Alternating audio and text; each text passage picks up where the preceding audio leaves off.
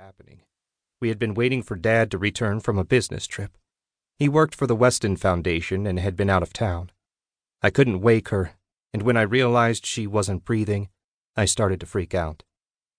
I called Jason, only to find he was already on his way, having received a call from my dad's partner.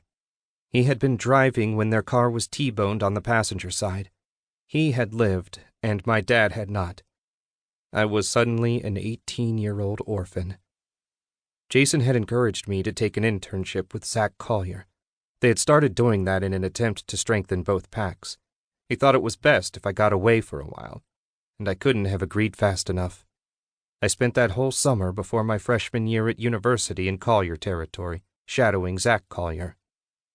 I would never forget the day I met Elizabeth. She was 16 years old with long brown hair that fell in waves halfway down her back.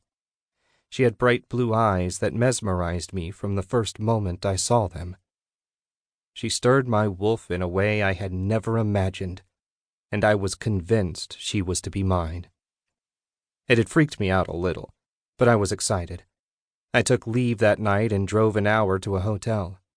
I had called my alpha and told him what was happening to me. I explained how I felt, how the hair on my arms had literally stood up and my whole body tingled with nervous energy.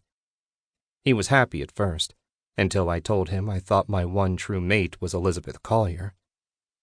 Lizzie, as everyone always called her, was 2 years younger than me.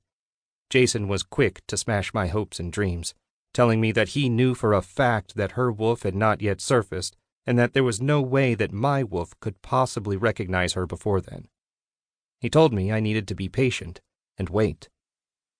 I waited and watched her all that summer, never acting on the emotions I felt.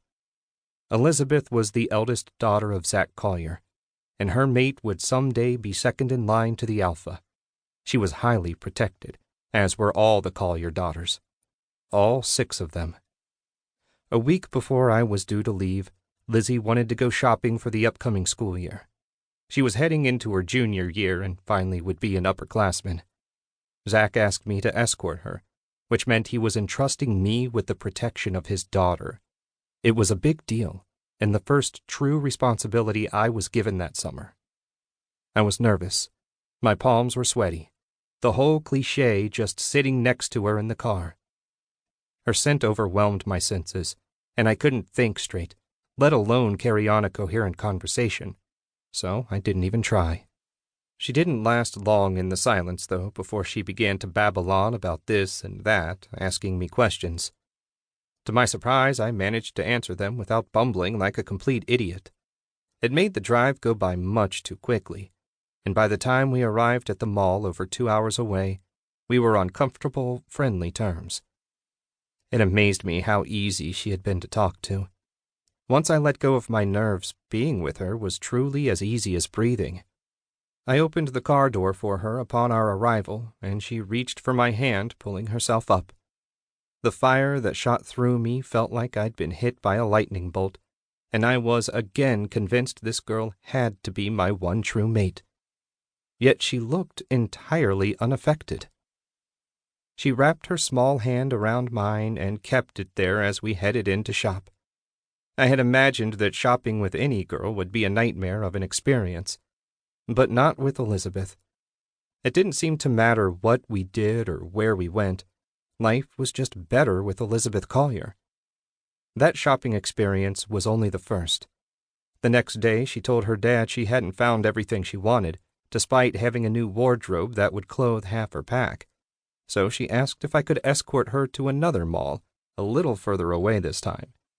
He didn't even hesitate to say yes to her. Elizabeth had not shown any signs of recognition, as Jason had warned would be the case because she hadn't yet shifted. But that didn't seem to stop the chemistry between us. I was trying to tell myself it was all one-sided. My wolf didn't want to hear it. He wanted this beautiful creature. There was no doubt in my mind that it was not just my personal infatuation with her. Busying myself with reminders that she did not feel the same, or feel anything at all for that matter, I ignored all the signs she continued to send out, like the fact that she always held my hand when we walked through the stores, or the way she'd look away and blush when I caught her staring at me. I couldn't. To keep listening to this audiobook for free, click the link in the description. It will take you to a free Audible trial where you can listen to this and many other books for free for 30 days.